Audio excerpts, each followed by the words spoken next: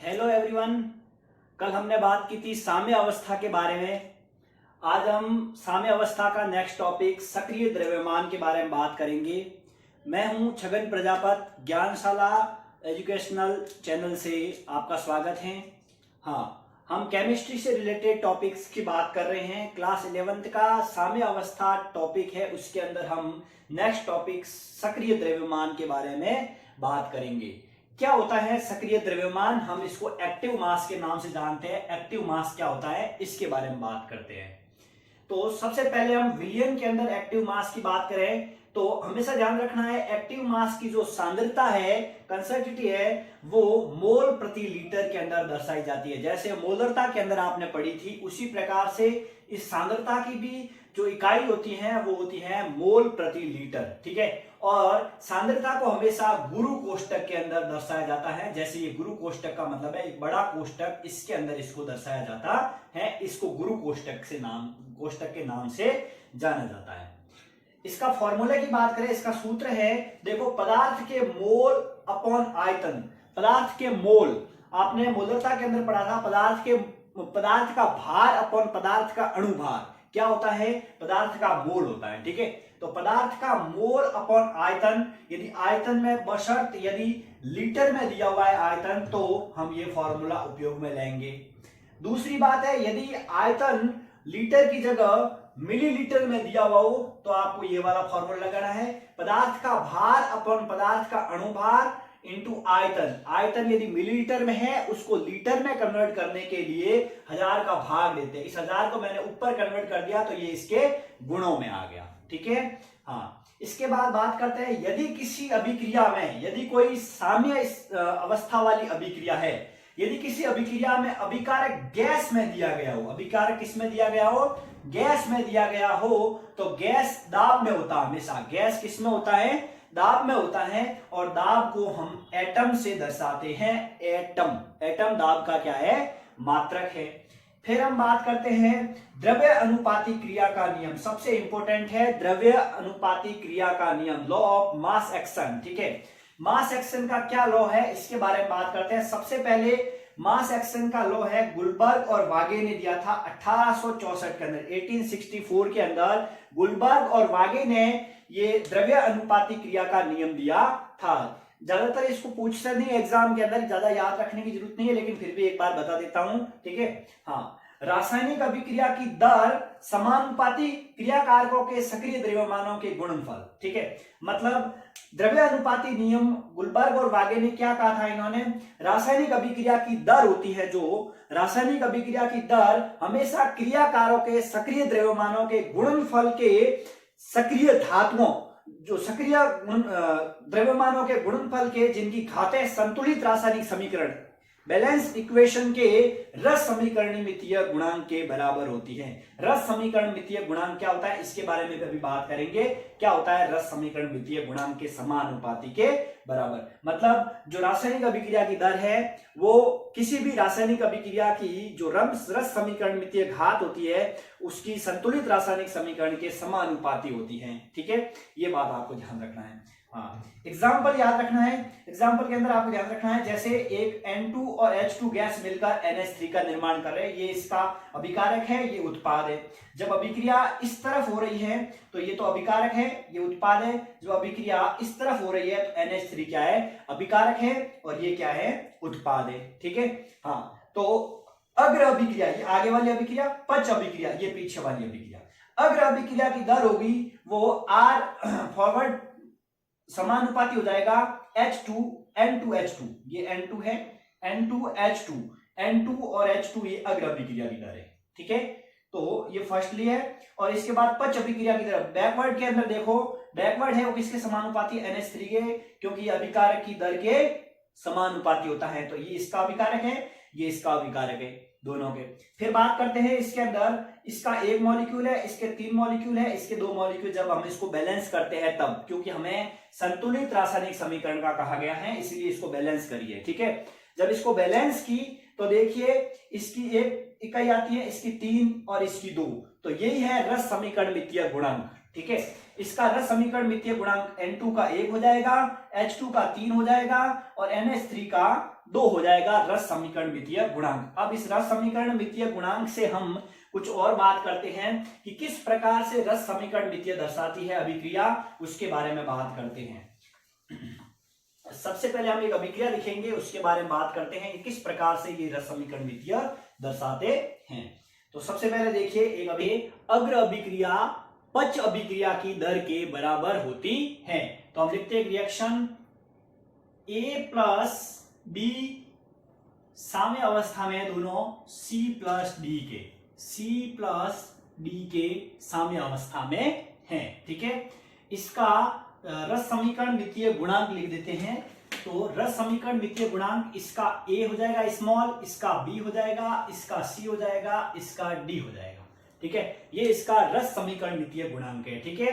अब हम बात करते हैं इसके अंदर अग्र अभिक्रिया और पच अभिक्रिया की। तो ये है अग्र अभिक्रिया, ये है पच अभिक्रिया। तो हम पहले बात करते हैं अग्र अभिक्रिया की दर की। तो हम लिखेंगे अग्र अभिक्रिया की दर, अग्र अभिक्रिया की दर। अग्र अभिक्रिया की दर की बात करते हैं तो अग्र अभिक्रिया है ये, इसके दर की बात हो रही है। तो इसकी दर हो जाएगी क्या, कैपिटल A का होलक्वाइज A प्लस कैपिटल B का होलक्वाइज B, ठीक है। कैपिटल A का होलक्वाइज A, कैपिटल B का होलक्वाइज B, ये हो जाएगा इसकी अग्र अभिक्रिया की दर, ये प्लस नहीं आएगा, ठीक है। हाँ, अब बात करते हैं इसके अंदर ये जो होता है ये किसके, KF, पहले RF की बात करें। RF के क्या है, समान रिएक्शन के जो फॉरवर्ड होता है उसके अंदर सबसे पहले इन दोनों की बात होती है। ये कैपिटल B है, ठीक है। तो इसकी बात करें तो ये इसके समानुपाती होती है, कैपिटल A का होलक्वाइज A और कैपिटल B का होलक्वाइज B के समानुपाती होती है, ठीक है। समानुपाती चिन्ह हटाने के लिए अग्र अभिक्रिया का स्थिरांक लगाना पड़ेगा।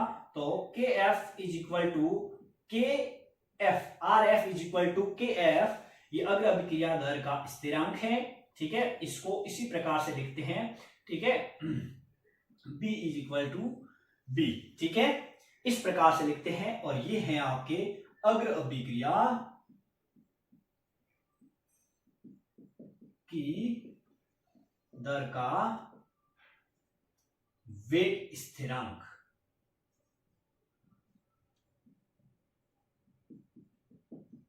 ठीक है।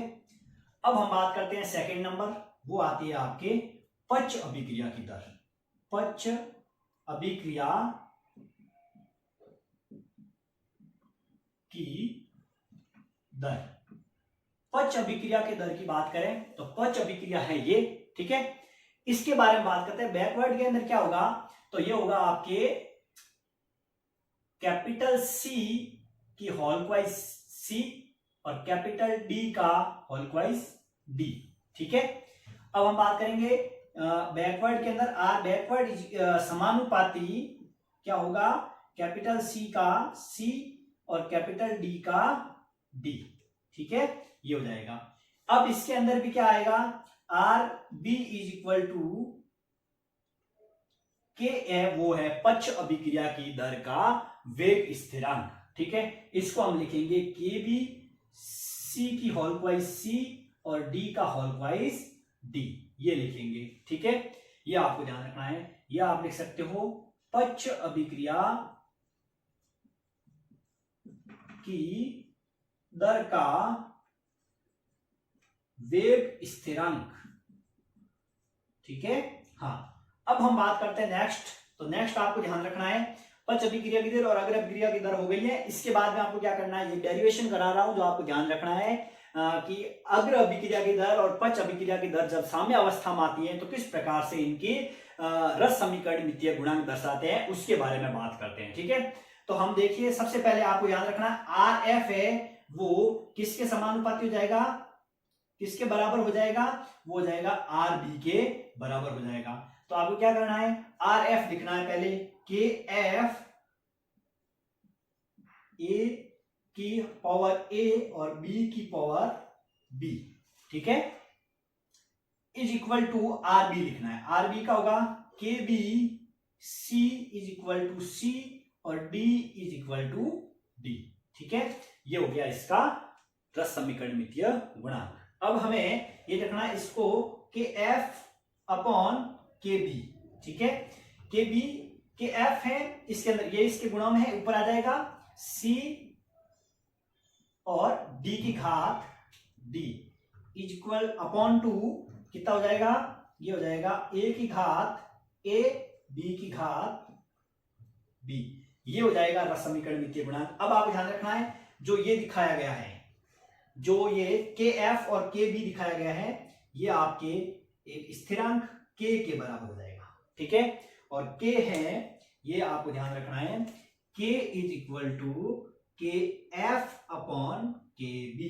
ये आपको यहां पर चीज ध्यान रखनी है, मतलब के एफ अपॉन के बी की जगह आपको के प्रयोग में लेना है। तो ये हो जाएगा के इज इक्वल टू, इधर दिख नहीं रहा होगा शायद, तो लिख देता हूं, के इज इक्वल टू क्या हो जाएगा, ऊपर है सी की घात सी और डी की घात डी अपॉन ए की घात ए और बी की घात बी।